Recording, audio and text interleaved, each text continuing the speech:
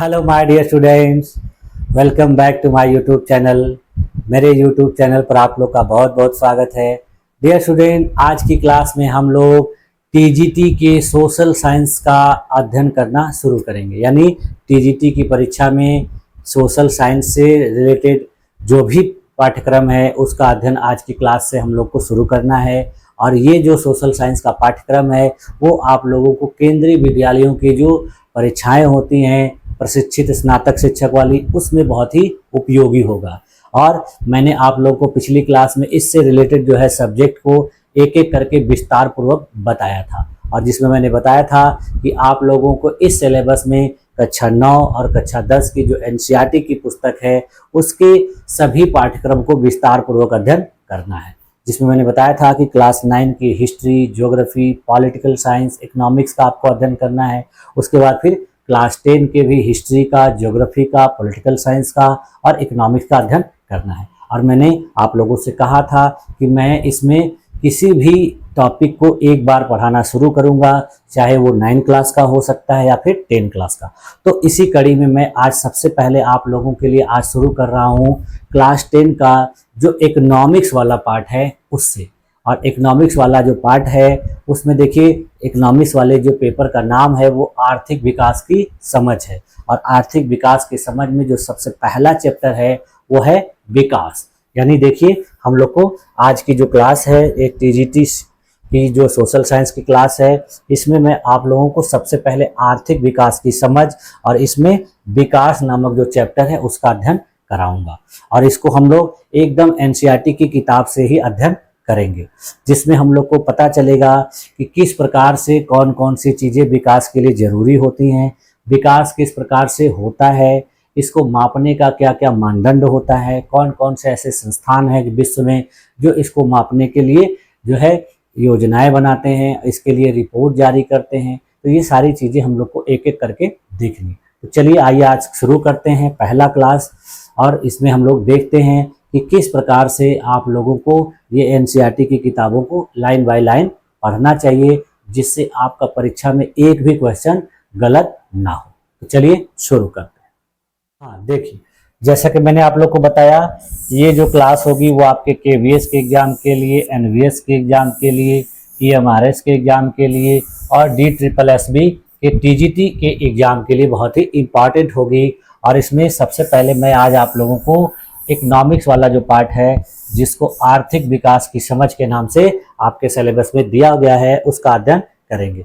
और इसका जो पहला चैप्टर है उस चैप्टर का नाम है विकास। इस चैप्टर में देखिए हम लोग को क्या क्या चीज़ें पढ़नी है कि विकास क्या वादा करता है, यानी अलग अलग लोगों के लिए अलग अलग विकास का क्या लक्ष्य होता है, आय और आय के अन्य लक्ष्य क्या होते हैं, राष्ट्रीय विकास क्या होता है, विभिन्न देशों या राज्यों की तुलना कैसे की जाती है, कैसे करनी चाहिए, आय और अन्य मानदंड क्या होते हैं, सार्वजनिक सुविधाएं क्या होती हैं, इनका क्या महत्व है, और विकास की स्थिरता क्या होती है। तो इन सारे चीज़ों का अध्ययन आज की क्लास में हम लोग को करना है। और ये क्लास हो सकती है कि 2-3 पार्ट में भी आप लोग को उपलब्ध हो सके, क्योंकि एक ही दिन सारा कुछ कराना संभव नहीं होगा। इस चैप्टर में इतनी चीज़ें हम लोग को पढ़नी है, लेकिन इसको एक एक करके पढ़ना है। तो चलिए शुरू करते हैं। सबसे पहले कि विकास होता क्या है, या विकास का पहले इंट्रोडक्शन या परिचय देख लेते हैं कि किस प्रकार से विकास के बारे में लोग समझते हैं और विकास का क्या मतलब होता है।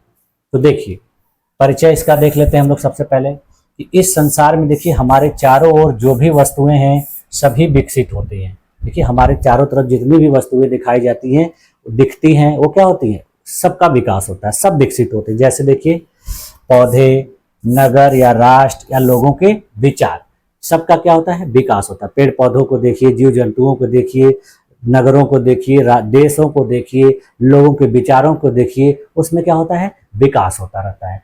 विकास और प्रगति की अवधारणा देखिए प्राचीन काल से ही मानव और उसकी सभ्यता के साथ जुड़ी हुई है। हम लोग देखिए इतिहास विषय पढ़ते हैं तो उसमें देखते हैं कि किस प्रकार से मानव ने समय के साथ धीरे धीरे अपना विकास किया, और विभिन्न प्रकार की सभ्यताओं ने भी किस प्रकार से अपना विकास किया। इसके बाद फिर देखिए हमारी जो कुछ इच्छाएं होती हैं, आकांक्षाएं होती हैं और आवश्यकताएं होती हैं, वो क्या होती हैं, दिन रात हमेशा बदलती रहती हैं, बढ़ती रहती हैं। देखिए दिन दूनी रात चौगनी बढ़ती हैं। यानी इच्छाएं जो हैं कभी किसी की रुकती नहीं है। हमेशा कोई व्यक्ति जो है कुछ पा जाता है, फिर उसकी दूसरी चीज़ की इच्छा हो जाती है। कोई चीज़ हासिल कर लेता है तो फिर उसको दूसरी चीज़ की ज़रूरत पड़ जाती है। तो ये सारी चीज़ें हमारी जो है कभी रुकती नहीं है और इनके लिए विकास बहुत ज़रूरी होता है। यानी इन सभी के लक्ष्यों को प्राप्त करने के लिए विकास जुड़ा होता है और जब हम विकसित होते हैं तभी इन सब चीज़ों को प्राप्त करते हैं। देखिए, विकास जो है हमारे अतीत से भी प्रभावित है। हम इसे जाने बिना परिवर्तन का मार्ग और लक्ष्य निश्चित नहीं कर सकते हैं। सभी नागरिक एक लोकतांत्रिक राजनीति के माध्यम से ही आशाओं और संभावनाओं को विकसित होते हुए तथा प्राप्त करते हुए देख सकते हैं। यानी देश के जो नागरिक होते हैं वो लोकतांत्रिक तरीके से विकास को प्राप्त करते हैं और अपनी आशाओं, अपनी ज़रूरतों, अपनी इच्छाओं को भी पूरा करने के लिए योग्य हो सकते हैं और उसको पूरा होते हुए देख सकते हैं। देखिए, विकास की जो अवधारणा है वो मानव विकास से जुड़कर अधिक व्यापक संकल्पना का रूप ले चुकी है।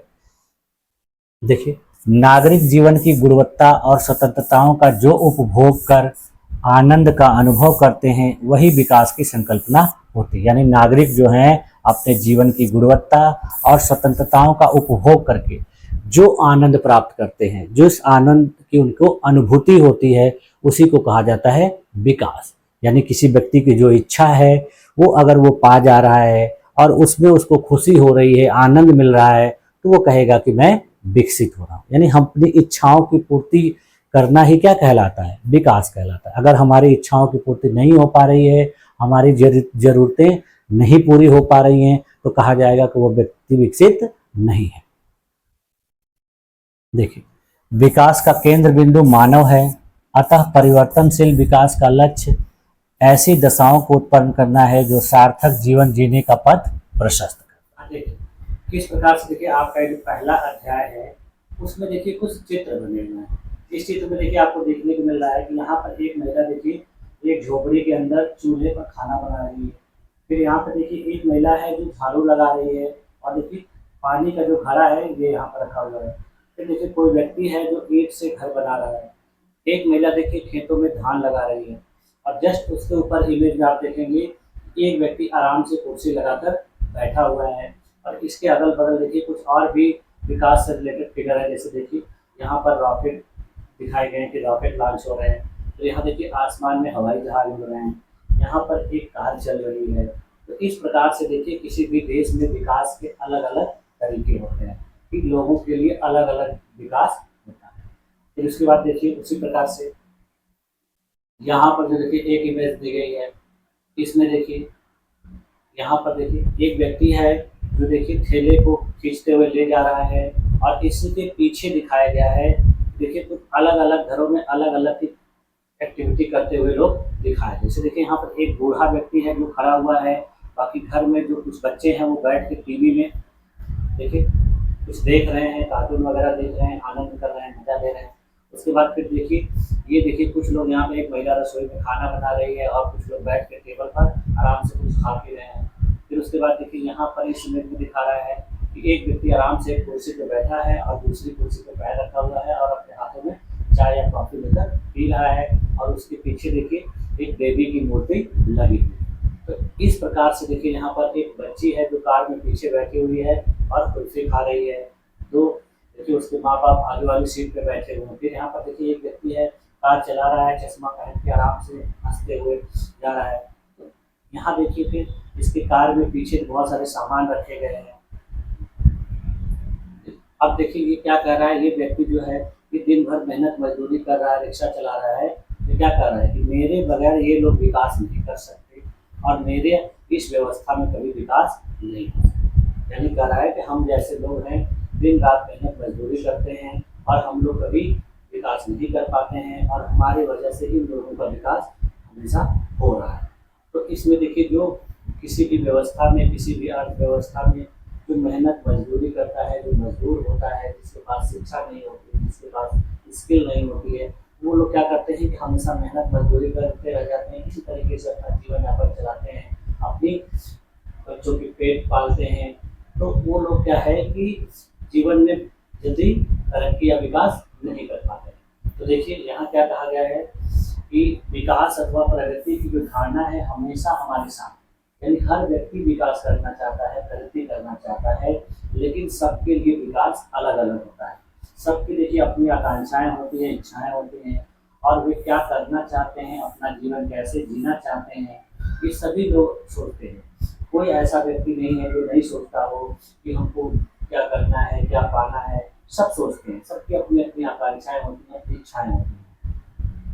सभी लोग देखिए विचार रखते हैं कि हमारा देश कैसा होना चाहिए, हमारे देश में हमको कौन कौन सी सुविधाएं मिलनी होनी चाहिए, क्या क्या चीज़ हमारे देश में अनिवार्य रूप से सबको मिलना चाहिए, क्या सभी का जीवन हमारे देश में बेहतर हो सकता है, क्या सभी लोग मिलजुल कर एक साथ रह सकते हैं, क्या सभी का विकास एक जैसे का हो सकता है।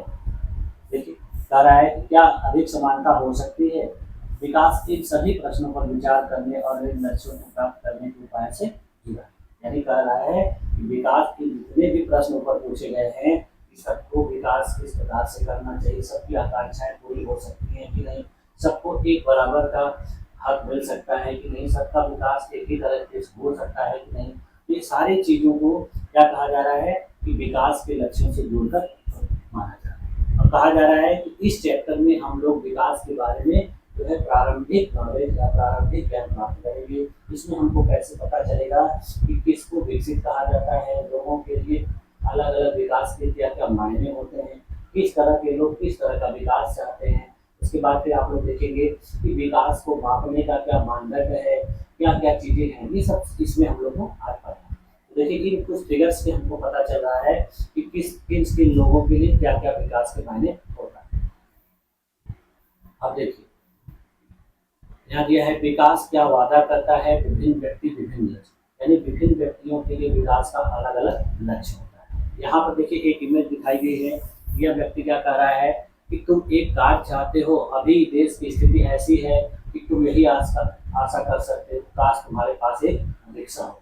यानी ये दिखा रहा है कि देश की आर्थिक स्थिति इसमें सही नहीं है, देश में लोगों को सही तरीके से रोजगार नहीं मिल रहा है, अर्थव्यवस्था बहुत नीचे जा रही है, जिसकी वजह से तुम कार की आशा नहीं कर सकते हो, तुम्हारे पास रिक्शा हो जाए यही बहुत बड़ी बात है।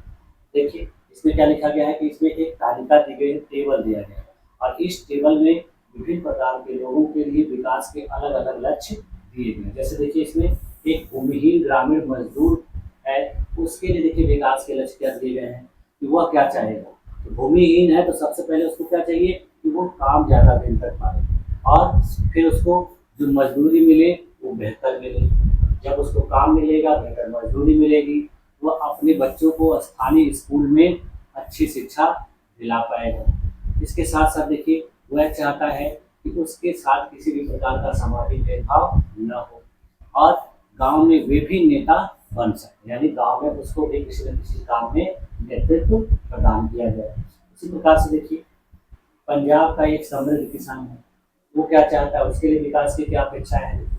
वो चाहता है कि उसकी उपज के लिए ज़्यादा समर्थन मूल्य मिले, यानी वो चाह रहा है कि जिस फसल का उत्पादन वो करता है उसका समर्थन मूल्य ज़्यादा दिया जाए, जिससे क्या हो कि उसकी आमदनी बढ़े, उसको मेहनती और सस्ते मजदूर मिले, यानी उसके खेतों में जो काम करने वाले मजदूर हो मेहनती हो।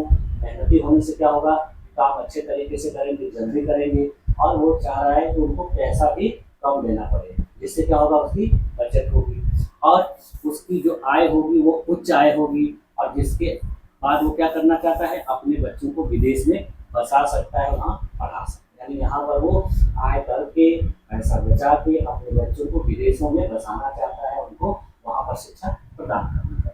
इसी प्रकार से देखिए अब यहाँ कुछ कॉलम खाली छोड़ दिए गए हैं, तो इसमें क्या किया गया है कि आप पढ़ेंगे और अपने से इमेजिन करेंगे कि इन लोगों के लक्ष्य क्या होगा। जैसे देखिए एक किसान है जो खेती के लिए केवल वर्षा पर निर्भर है, तो जो किसान खेती के लिए केवल वर्षा पर निर्भर है वो क्या चाहेगा, वो चाहेगा कि उसका जहाँ पर खेत है वहाँ सिंचाई की सुविधाएं उपलब्ध हो जाए, सरकार के द्वारा वहाँ नलकूप लगवा दिया जाए, नहर की व्यवस्था कर दी जाए, सिंचाई के साधन उसके अंदर खेतों के पास उपलब्ध हो जाएंगे, वो भी अनाज उत्पन्न कर पाएगा, उसकी आमदनी हो पाएगी, वो अपने बच्चों को अच्छा भोजन खिला पाएगा, अपने बच्चों को शिक्षा दिला पाएगा। उसके बाद देखिए एक भूस्वामी परिवार की ग्रामीण महिला है, वो क्या चाहेगी, भूस्वामी परिवार की ग्रामीण महिला चाहेगी कि उसके खेतों में अनाज का उत्पादन बहुत अच्छे तरीके से हो, और उस अनाज के उत्पादन से उसके परिवार की आय बढ़े, आय बढ़ने के साथ साथ फिर उसके घर की जो ज़रूरतें हैं वो सारी ज़रूरतें पूरी हो जाएँ।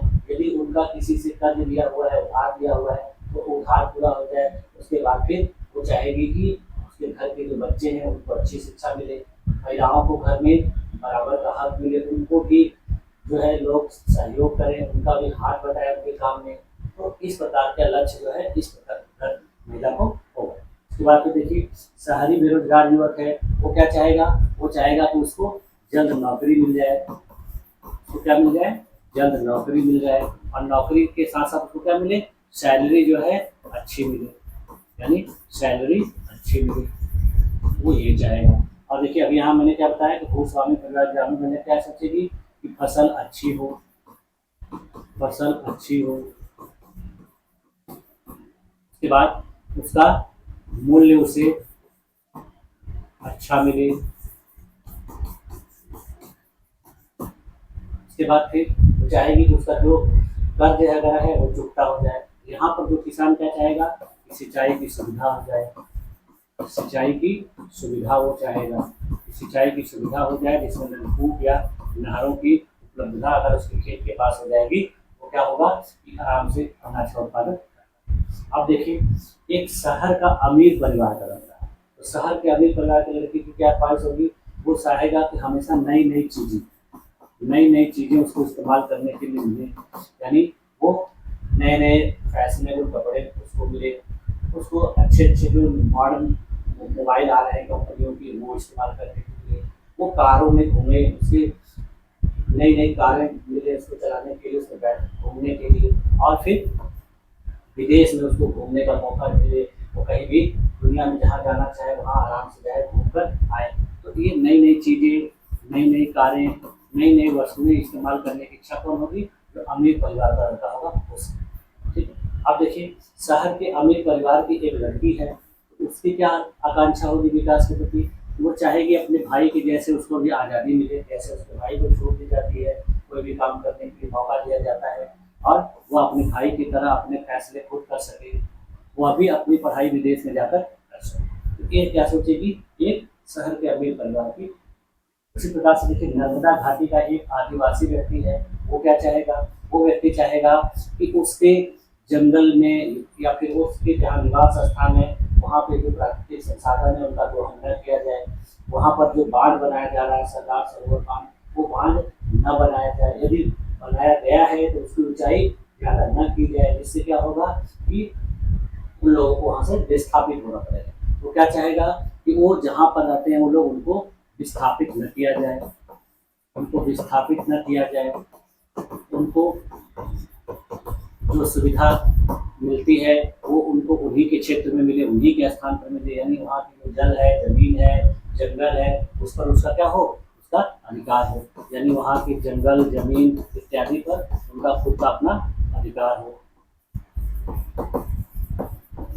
अपना अधिकार। तो ये चाहेगा जो है ये नर्मदा घाटी में रहने वाला आदिवासी है। अब देखिए इस तालिका को भरने के बाद पता चल रहा है कि अलग अलग लोगों की अलग अलग विकास के प्रति इच्छाएं होती हैं, और सभी लोग अपनी इच्छाओं को पूरा करने का प्रयास करते हैं। इसमें देखिए कभी कभी ऐसा हो सकता है कि दो व्यक्तियों की इच्छाओं में टकराव हो सकता है। जैसे देखिए कि एक जो महिला है, एक बालिका है या लड़की है, वो क्या चाहती है कि उसके घर में काम करते समय उसका भाई भी उसके साथ हाथ बटाए, उसका भी काम अलग बांट दिया जाए, जो काम वो करती है तो भाई भी उसी तरह से काम करे, तो उसको भी छूट दी जाए, उसको भी पढ़ने का मौका दिया जाए। तो इससे क्या होगा कि हो सकता है कि उसके भाई को ये चीज़ अच्छी ना लगे, वो उसको ऐसा न करना देना चाहे। इसी प्रकार से देखिए कि एक व्यक्ति है जो अमीर है, वो क्या चाहेगा? उद्योगपति है, वो चाहेगा कि सरकार ज़्यादा से ज़्यादा बांध बनाए, और ज़्यादा से ज़्यादा जब बांध बनेंगे तो बिजली का उत्पादन बहुत ज़्यादा होगा, तो उनके घरों में अच्छी 24 घंटे बिजली रहेगी, और बिजली का जो वोल्टेज है वो अप डाउन नहीं होगा, वो आराम से ऐसा अपनी ज़िंदगी जी। लेकिन वही दूसरा जो आदिवासी व्यक्ति है, जो व्यक्ति उस बांध बनाने का स्थल पर रहना चाहता है, वो क्या चाहेगा कि नहीं बांध ना बने, बांध बनने से उनको क्या होगा? वहाँ से विस्थापित होना पड़ेगा, उनका घर जो है अस्त व्यस्त हो जाएगा।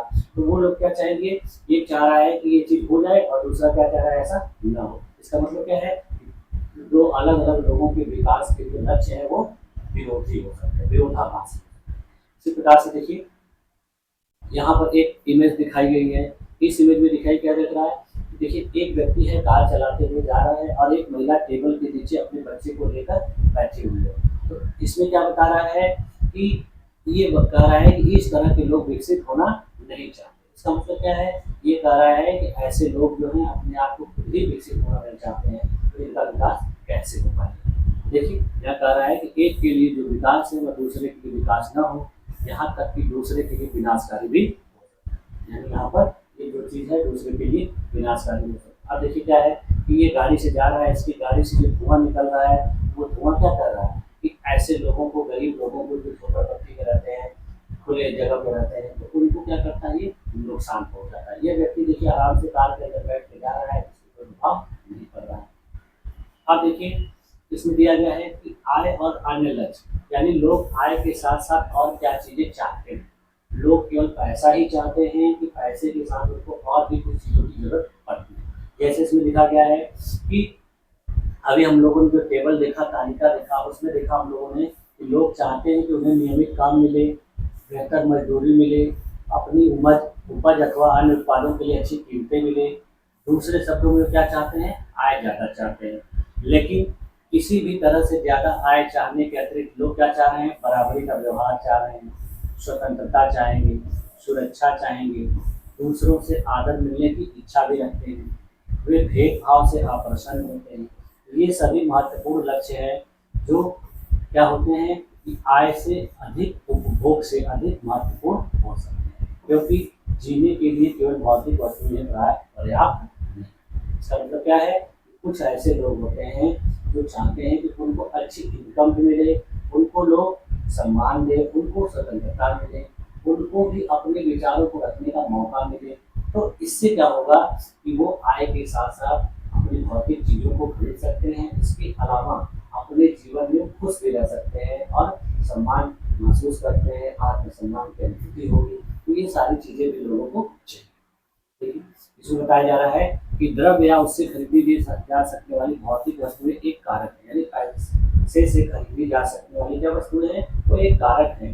वह वस्तुएं क्या करती हैं, लोगों के जीवन को आसान बनाती है, बेहतर बनाती है। लेकिन बहुत सी ऐसी अभौतिक वस्तुएं भी होती हैं जिनका हमारे जीवन में बहुत ज़्यादा महत्व होता है। वो क्या होता है, जैसे देखिए हम बहुत से लोगों को क्या होते हैं, मित्र होते हैं।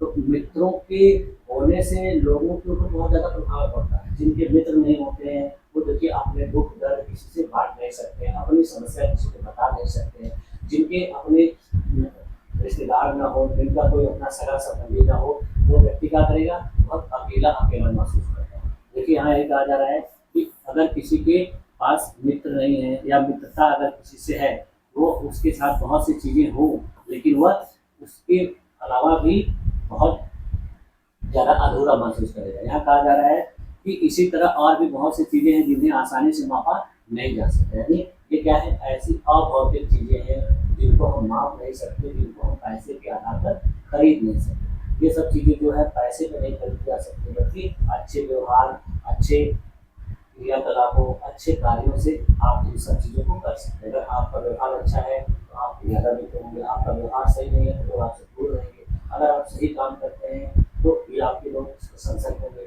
गलत काम करते हैं तो लोग आपकी निंदा करेंगे, आपको दूरी बनाएंगे। तो ये ऐसी चीज़ें हैं जो बहुत जीवन में महत्व रखती हैं। देखिए इनकी प्राय उपेक्षा कर दी जाती है, लेकिन यह निष्कर्ष निकालना गलत होगा कि जिसे मापा नहीं जा सकता वो महत्व। बहुत से लोग क्या करते हैं कि इसकी उपेक्षा करते हैं। लोग कहते हैं अरे चलो ठीक है, पहले भी कमाओ, पैसे कमा लो, फिर बाद में दोस्ती करेंगे, रिश्तेदारी नातेदारी बाद में करेंगे। क्या होता है, ये चीज़ें जो है महत्वपूर्ण हमारे जीवन में होती है। जिनका देखिए इस तरह से कोई अपना नहीं होता है तो उनका जीवन बहुत अंधकार में लगता है, उनका जीवन बहुत दुख में रहता है। देखिए जो अभी हम लोगों ने देखा कि नर्मदा घाटी का जो किसान है, आदिवासी है, वो विकास के बारे में क्या चाहेगा। देखिए नर्मदा घाटी के जो आदिवासी लोग हैं वो देखिए नर्मदा घाटी में जो सरदार सरोवर बांध बनाया जा रहा है उसकी ऊंचाई के विरोध में देखिए धरना प्रदर्शन कर रहे हैं, आंदोलन कर रहे हैं। उनका कहना है ये बांध नहीं बनना चाहिए, इसको अगर बनाया गया तो हम लोग क्या करेंगे कि आंदोलन करेंगे, इसको हम लोग बनने नहीं देंगे। क्यों? क्योंकि जिससे हमारा जीवन जो है अस्त व्यस्त हो जाए। ठीक है, अब देखिए एक और उदाहरण दिया गया है। जैसे मान लीजिए कि आपको कहीं दूर दराज के इलाके में नौकरी मिलती है, उसे स्वीकार करने से पहले आप आय के अतिरिक्त बहुत से कारकों पर विचार करें। जैसे मान लीजिए कोई व्यक्ति है, उसको दूर में कोई जॉब मिल रहा है, तो जॉब मिल रहा है तो वो देखेगा तो उसको सैलरी कितनी मिल रही है, पहले इस चीज़ देखेगा। इसके बाद फिर देखिए क्या देखेगा कि उसके परिवार के लिए क्या सुविधाएं वहाँ मिलेगी, वहाँ काम करने का वातावरण कैसा होगा, सीखने के क्या अवसर हैं। दूसरी नौकरी में यद्यपि आपको वेतन कम मिलता है, लेकिन यह नियमित रोजगार हो सकता है। अब जैसे देखिए कि किसी को नौकरी मिल रही है, दूर मिल रही है, तो वो देखेगा कि पहले वेतन कितना मिलता है, फिर वो सोचेगा कि अपने परिवार के साथ हम अगर रहेंगे वहाँ पर तो हमारे परिवार को क्या सुविधा है, हमको किसी प्रकार की सुरक्षा मिलेगी कि नहीं मिलेगी, मुझको स्वतंत्रता मिलेगी कि नहीं मिलेगी, और मुझको जो है सीखने का अवसर मिलेगा कि नहीं, वो रोजगार जो मुझे मिलेगा वो नियमित होगा कि नहीं होगा। उसके अलावा फिर देखिए उसको दूसरी कोई नौकरी ऐसी मिल रही है जिसमें उसको वेतन तो कम मिल रहा है, लेकिन उसका जो रोजगार है वो नियमित है, रेगुलर है, डेली उसको काम मिलेगा, और उसकी जो सुरक्षा की भावना है वो ज़्यादा यहाँ पर है, तभी उसको और उसके परिवार की सुरक्षा ज़्यादा मिल रही है। एक अन्य नौकरी अधिक वेतन दे सकती है, लेकिन कार्य की सुरक्षा नहीं दे सकती। मान लीजिए कोई ऐसी नौकरी जिसमें सैलरी तो मिल रही है, लेकिन आपके कार्य में आपको सुरक्षा नहीं मिला, आपका कार्य बहुत जोखिम होगा, आपके साथ कुछ भी हो सकता है, कोई भी हादसा हो सकता है, और हो सकता है कि आपको परिवार के लिए पर्याप्त समय न मिले।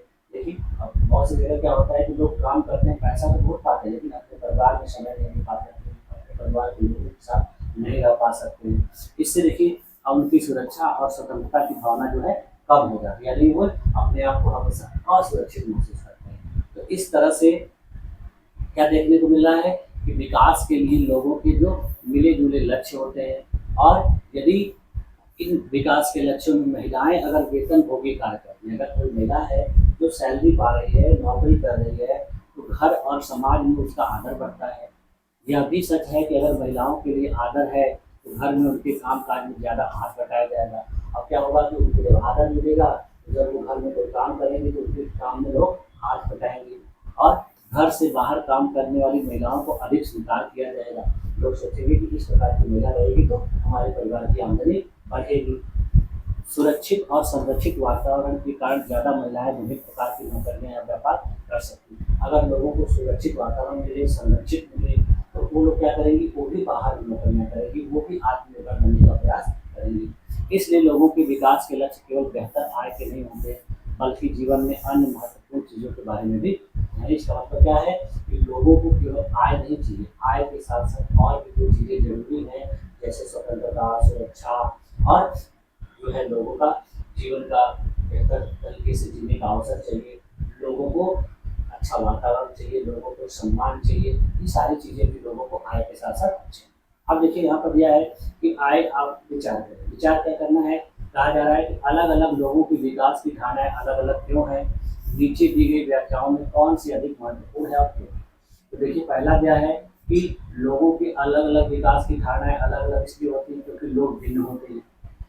दूसरा दिया है क्योंकि लोगों के जीवन की परिस्थितियाँ भिन्न होती हैं। तो देखिए इसमें दोनों तरह का हो सकता है। पहला क्या है कि लोग भिन्न भिन्न होते हैं, यानी अलग अलग जगह के लोगों की अलग अलग आकांक्षाएं होती है। अगर एक शहर में रहने वाला व्यक्ति है उसकी कुछ आकांक्षा होगी, और जो एक ग्रामीण क्षेत्र में रहने वाला व्यक्ति है उसकी आकांक्षा। उसके अलावा देखिए लोगों की जीवन की परिस्थितियाँ भी भिन्न भिन्न होती हैं। अब जिस प्रकार का व्यक्ति अगर शहर में रहने वाला ही व्यक्ति है, लेकिन वो गरीब है, बेरोजगार है, तो उसकी परिस्थिति कुछ और है, तो उसकी आकांक्षा कुछ और होगी। और वही शहर में रहने वाला व्यक्ति जिसके पास बिजनेस है, व्यापार है, पैसे हैं, तो उसकी इच्छाएं कुछ और होंगी। यानी दोनों जो हैं ये महत्वपूर्ण है। अब डिपेंड ये करता है कि लोग रहते कहाँ पर हैं और उनकी सिचुएशन किस प्रकार की है। उसी प्रकार से देखिए यहाँ दिया गया है कि क्या निम्न दो कथनों का एक ही अर्थ है, कारक सहित उत्तर दीजिए। लोगों के विकास के लक्ष्य भिन्न भिन्न होते हैं, बिल्कुल होते हैं, अभी मैंने आप लोग को बताया। और लोगों के विकास के लक्ष्य में परस्पर विरोध भी होता है, जरूर होता है। अभी मैंने जो बताया कि एक लड़की है और वो चाहती है कि उसके भाई की तरह उसको स्वतंत्रता मिले, आज़ादी मिले, उसी प्रकार से उसको पढ़ने लिखने का मौका मिले, लेकिन उसका भाई क्या चाहता है कि नहीं, उसको ऐसा मिलेगा तो फिर मेरी आज़ादी छीन जाएगी, मुझे भी काम करने विरोध होगा। तो इस तरीके से होता है। उसी प्रकार से जो मैंने बताया आप लोगों को कि वो बांध वाला कि एक उद्योगपति क्या चाहता है, चाहता है कि बांध की ऊंचाई और ज़्यादा हो, बिजली का उत्पादन बहुत ज़्यादा हो, जिससे उन लोगों को बिना कट के हमेशा 24 घंटे बिजली मिलती है। तो इसमें क्या होगा कि लोगों का अलग अलग विकास का लक्ष्य होता है और इनका जो एक दूसरे का लक्ष्य होता है उसमें विरोध। अब देखिए, अब बात आती है राष्ट्रीय विकास। ये तो थी लोगों के विकास की।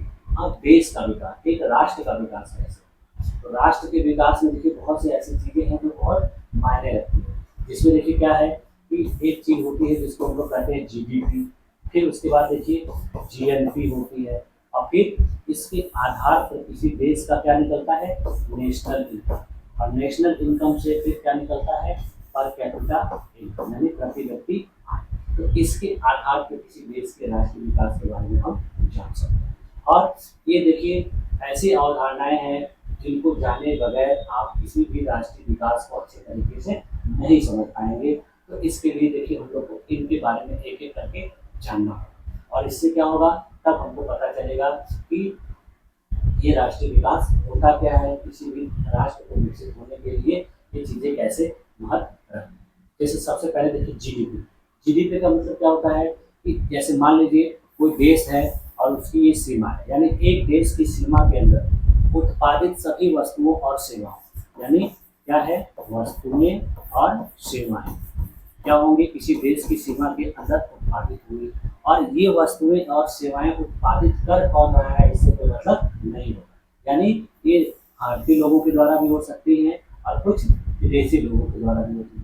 यानी इस देश की सीमा के अंदर एक वर्ष के अंदर उत्पादित सभी वस्तुओं और सेवाओं का जो है कुल अंतिम जो मौद्रिक मूल्य होता है वह है उस देश का सकल घरेलू उत्पाद। यानी इसमें क्या हो गया कि वस्तुओं और सेवाओं का उत्पादन देश की सीमा के अंदर होना चाहिए और एक वर्ष के अंदर होना चाहिए, और इसमें उत्पादन कर कौन रहा है इससे मायने नहीं रखता है, बल्कि उत्पादन हो कहाँ रहा है ये।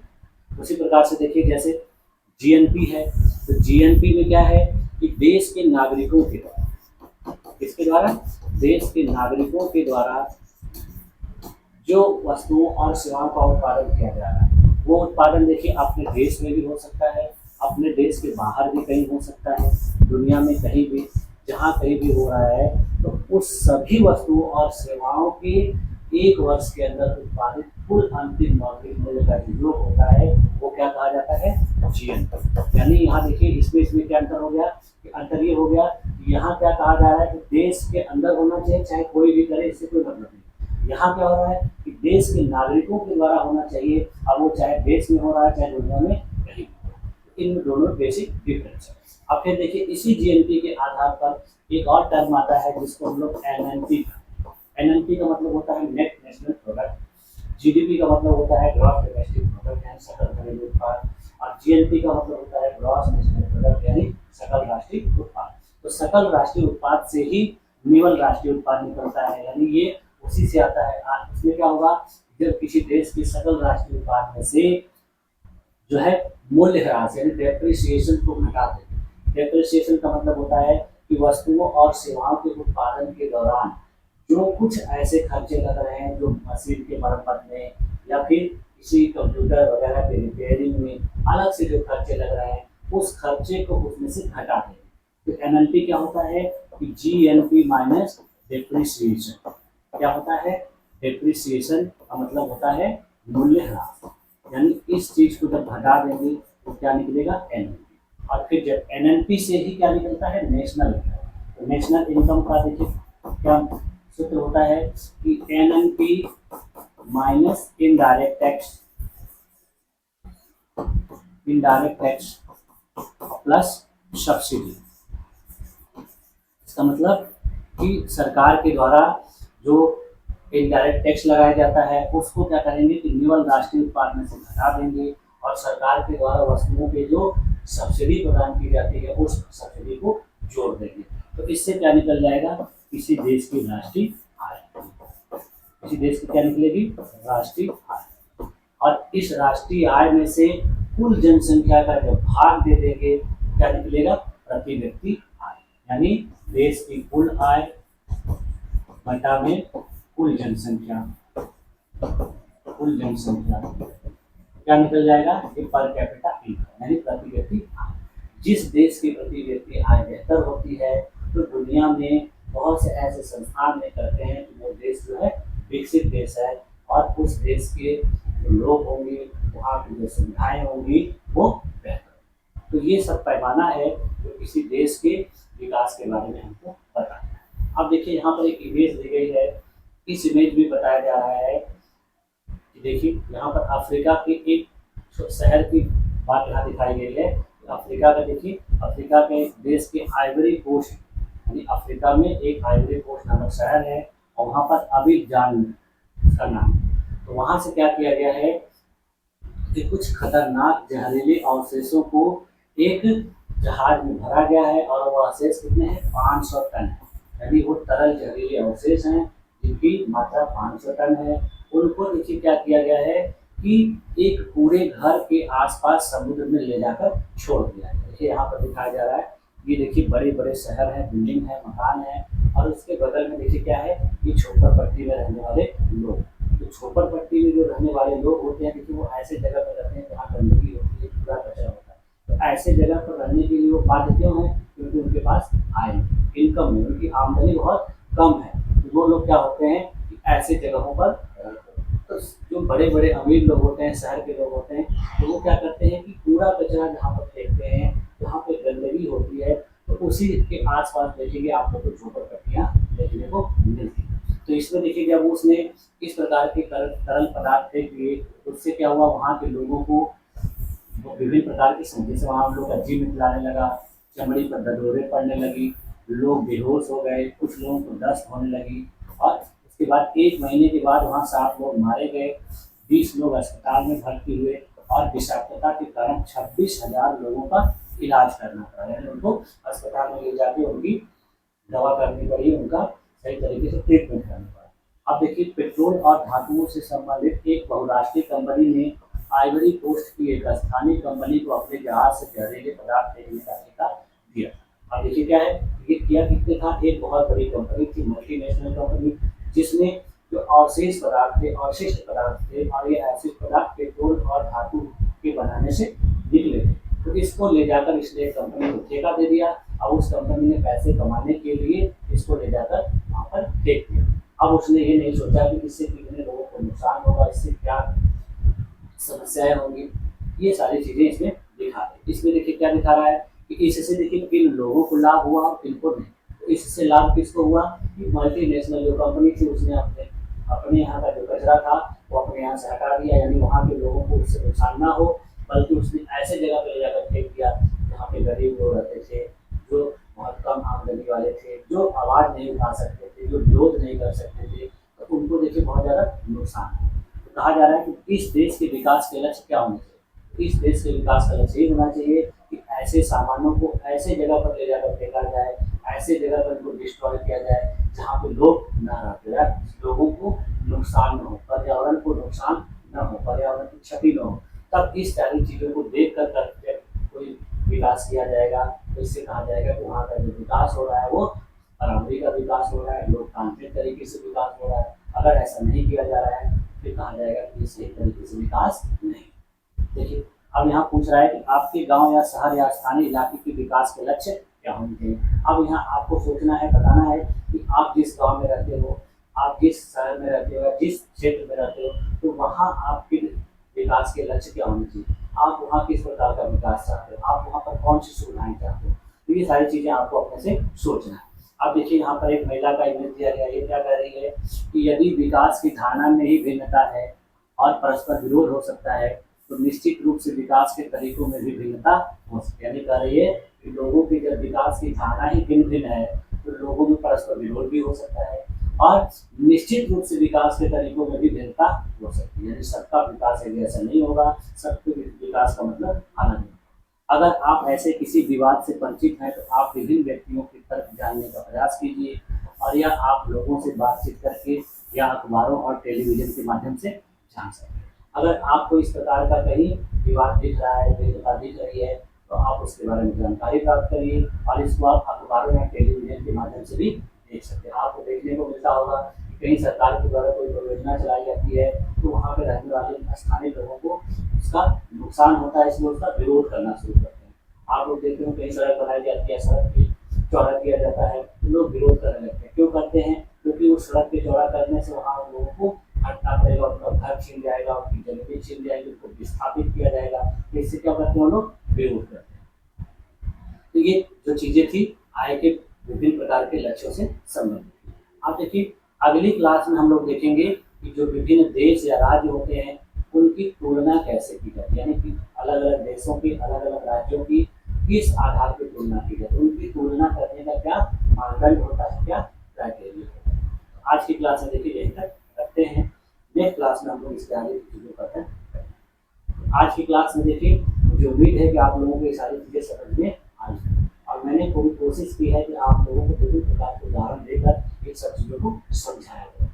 यदि इसके बावजूद भी आपको कोई प्रॉब्लम है, कोई डाउट है, तो आप लोग कमेंट में मुझसे पूछ सकते हैं और मैं पूरी कोशिश करूंगा कि आपके उस कमेंट का जवाब। ठीक है, तो आप लोगों ने मेरी इस क्लास में इतने देर तक अपने आप को बनाए रखा, इसके लिए आप लोगों का बहुत बहुत धन्यवाद। मिलते हैं